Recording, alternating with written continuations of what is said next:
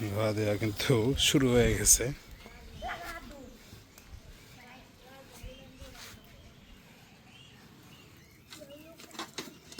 এই গাছের ফোকর কেটে আর কি হচ্ছে যে, আসসালামু আলাইকুম। এই যে দেখতে পাচ্ছেন আমি একটা ডাব গাছের গোড়ার এখানে বসে আছি।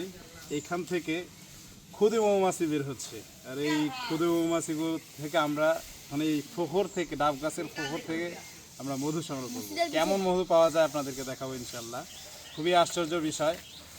বড় মৌমাছি যেগুলো, এগুলো গাছের ডালে হয়ে থাকে, আর ক্ষুদে মৌমাছি হচ্ছে যে গাছের ফোকরে, রান্নাঘরে, খড়ির ঘরে, মাটির ঘরে, মাটির দেওয়ালের ভিতরে হয়ে থাকে। তো এই মধুগুলো দেখব কেমন হয়।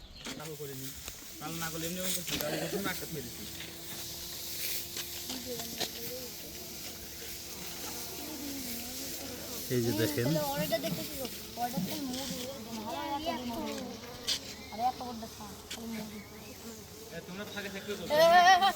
বুন্দা বানানোর কাজ চলতেছে।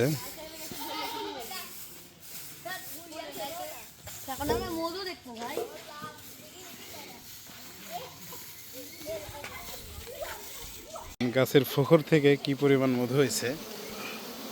এখানে কিন্তু সজনে ফুল বেশি, ঠিক আছে। সজনে, মুসুরি, খেসারি এগুলোর থেকে আর কি এই মধুগুলো হয়।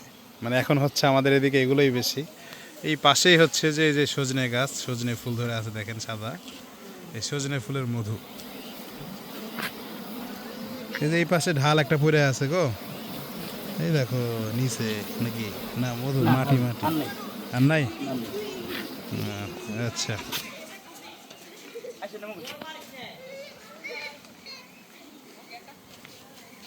এটা একটু পানি ঢেলে দেওয়া লাগতো।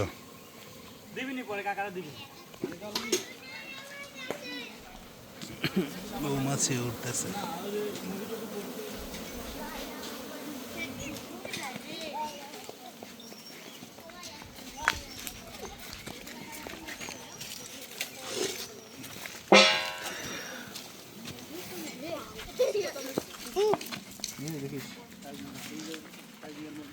হ্যাঁ, সাইজনের মধু এটা। এই যে সাইজনের ফুল পাশে আছে।